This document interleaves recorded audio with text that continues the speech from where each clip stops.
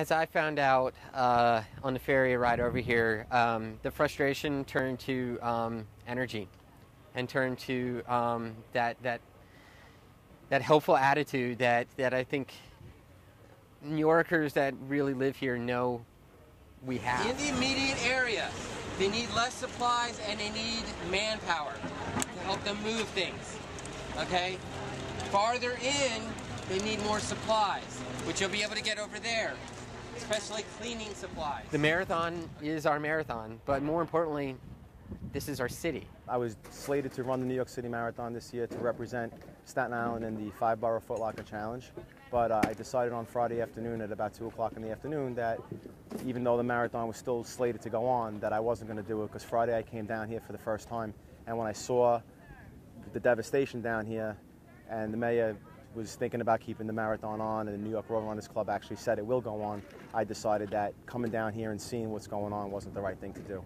I got 2 friends down here, one on Millbank that lost their house, and then one right here on Roma Avenue. Houses are wiped out. So we're just cleaning stuff out and doing whatever we can do. You got a whole bunch of gloves? Gloves? Yeah. Water though, yeah. Thank you. All right, guys. Gloves, water. I was training with Team in Training on Staten Island and in parts of New York City since last spring, as long ago as April or May, and was gearing up to run today. But I encourage anybody who's in the area to just take a walk around. It really puts things in perspective. These people lost everything.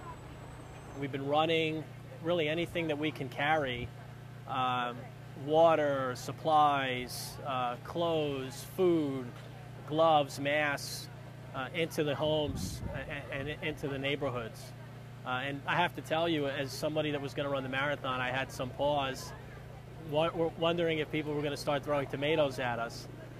But the outpouring of appreciation and really sympathy for the marathon runners, it's truly, truly special.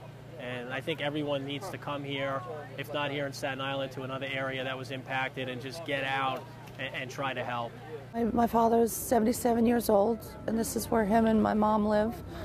I waited probably about 4 days before I brought them in, because it was heart-wrenching. I spoke to a marathon runner today that came up to my 6-year-old boy. He said to me, you know, we didn't want the marathon to go on.